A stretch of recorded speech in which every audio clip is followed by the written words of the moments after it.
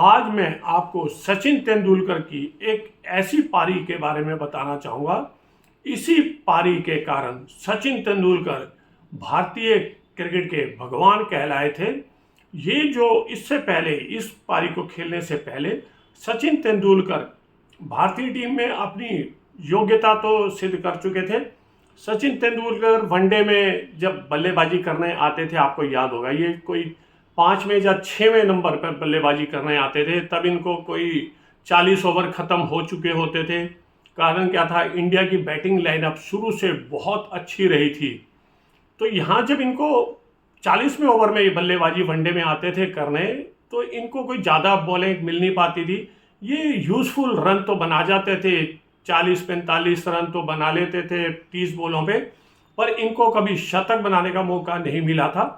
ये जो पारी 1994 में न्यूजीलैंड में वनडे खेली थी, इससे पहले बेशक टेस्ट मैच में ये एक शतक बना चुके थे। आपको याद होगा 1992 ऑस्ट्रेलिया टूर, जब यहाँ पे इन्होंने पर्थ की फास्टेस्ट पिच पे एक टेस्ट मैच में सेंचुरी बनाई थी।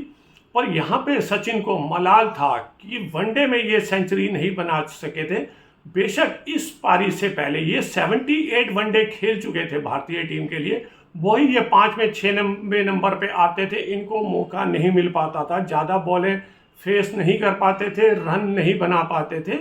पर जब ये भारतीय टीम न्यूजीलैंड में गई थी 5 टेस्ट मैचों की सीरीज खेलने के लिए, उस समय जब सेकंड टेस्ट मैच शुरू हुआ था, उस समय कप्तान अजहरुद्दीन की मेहरबानी से और कुछ नवजोत सिंह सिद्धू की मेहरबानी से सचिन तेंदुलकर को ओपनिंग करने का मौका मिल गया था।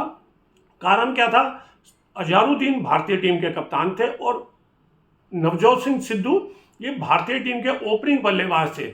जब सेकेंड वनडे मैच 27 मार्च 1994 को न्यूजीलैंड ऑकलैंड में खेला गया, इससे पहले कुछ नवजोत सिंह सिद्धू को गर्दन में मोच आ गई थी, कुछ उनको गर्दन में इंजरी थी भागने में चलने में, इसलिए वो इस मैच में खेल नहीं पाए थे। अजय जडेजा इनके जोड़ीदार थे ओपनिंग बल्लेबाज। यहाँ पे सचिन तेंदुलकर ने कप्तान मोहम्मद अजहरुद्दीन और अजीत वाडेकर से मैच शुरू होने से पहले ही कहा था कि अगर आप मुझे कहो तो मैं ओपनिंग कर सकता हूँ। खैर, क्योंकि अजीत वाडेकर बॉम्बे से थे, सचिन भी बॉम्बे से थे, तो अजीत वाडेकर ने अजहरुद्दीन को जरा कहा कि आप इनसे ओपनिंग कराओ। पता नहीं मोहम्मद अजहरुद्दीन को क्या मजबूरी थी। हालांकि सचिन बहुत विस्फोटक बल्लेबाजी कर रहे थे, पर यहाँ पे मोहम्मद अजहरुद्दीन मान गए थे इनसे ओपनिंग कराने के लिए।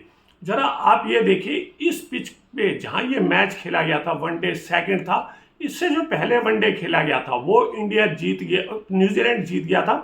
जब यहाँ पे न्यूजीलैंड ने बल्लेबाजी शुरू की, पिच बहुत ही फास्ट बॉलर को मदद कर रहा था और यहाँ पे न्यूजीलैंड की सिर्फ टीम 142 पे ऑल आउट हो गई थी। और जो सबसे बड़ा स्कोर बनाने वाले थे न्यूजीलैंड के ऑलराउंडर क्रिस हैरिस।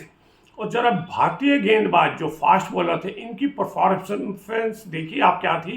कपिल ने यहाँ पे 2 विकेट लिए 18 रन देके, जवागल श्रीनाथ 2-17 पे, सलील अकोला इन्होंने 2 विकेट लिए थे 27 रन देके, और ऑफ स्पिनर राजेश चौहान ने 3 विकेट लिए थे 43 रन देके। ये जो पिच था, ये पता चल गया था भारतीय टीम को कि ये बहुत फास्ट बॉलर को मदद कर रहा है।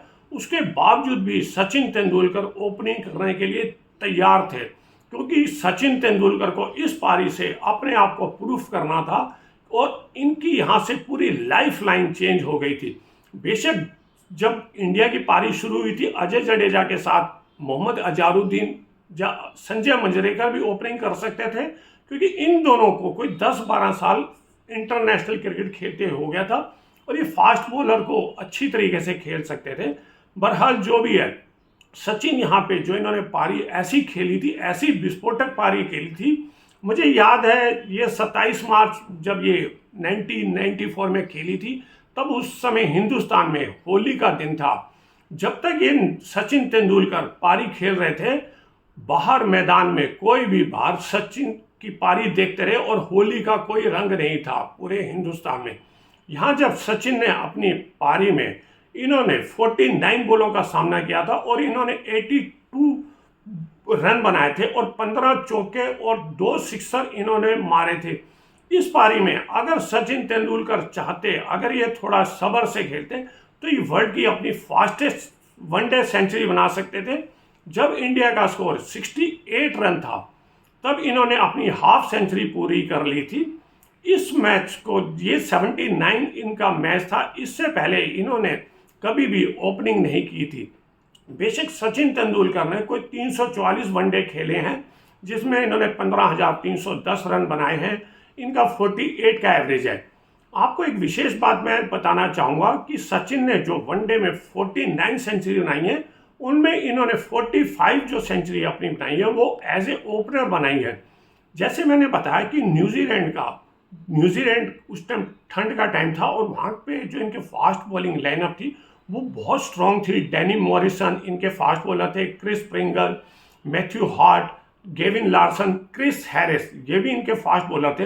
यहाँ आप देखिए कि जो सचिन ने जैसे 40 जो स्कोर किया, उसके मुकाबले में जो हमारे दूसरे इनसे सीनियर जो प्लेयर थे, अजय जडेजा, इन्होंने 18 रन 25 बॉल और 3 चौके मारे। इन्होंने विनोद कांबली 21 रन 30 बॉले 3 चौके, मोहम्मद अजहरुद्दीन 12 रन 17 रन बोले, इन्होंने एक भी फोर नहीं बनाया था। संजय मंजरेकर जो कि कलात्मक बल्लेबाज थे, इन्होंने 7 रन बनाए थे और 20 बॉलों का इन्होंने सामना किया था। जब इंडिया यहाँ पे 143 रन बना के, सिर्फ इंडिया के 3 ही आउट थे, 23 ओवर में यहाँ जीत गए थे। यहाँ पे मैं आपको बताना चाहूँगा क्या प्रभाव था इस पारी का। 61 रन पे जब अजय जडेजा आउट हुए थे, पहला विकेट गिरा, और जब सचिन तेंदुलकर दूसरे बल्लेबाज के रूप में आउट हुए थे, इंडिया का स्कोर 117 था। बेशक 82 रन बनाए थे। अगर यहाँ पे थोड़ा शांति से, सब्र से बल्लेबाजी सचिन करते तो वो शतक भी बना सकते थे, पर यहाँ इन्होंने अपने शतक की बिल्कुल परवाह नहीं की, टीम के लिए ही खेले थे। दोस्तों, कुछ कारण ऐसे होते हैं क्रिकेट में, जब कुछ होना होता है, प्लेयर की एक ही पारी जो होती है उनकी लाइफ बदल देती है। एक ही अगर गलत आप पारी खेले, जब उसके बाद अगर आप टीम से ड्रॉप हो गए तो आप बाहर ही हो जाते हो, मौका नहीं देती क्रिकेट, यहाँ पे रीटेक नहीं है। पर यहाँ पे सचिन तेंदुलकर ने जिस बहादुरी से बल्लेबाजी की थी, एक भारतीय टीम की इन्होंने रूपरेखा बदल दी थी। उसके बाद, इस पारी के बाद, सचिन तेंदुलकर ने अधिकतर ओपनिंग ही अपनी भारतीय टीम के लिए की थी। दोस्तों, अगर आपको भी इस पारी के बारे में कुछ अगर याद आता है तो आप बेशक जाके मेरे इनबॉक्स में जाके कमेंट्स कर सकते हैं। अगर मेरा वीडियो आपको बेहतर अच्छा लगता है तो आप मेरे इस चैनल को लाइक, शेयर, कमेंट और सब्सक्राइब करें। शुक्रिया।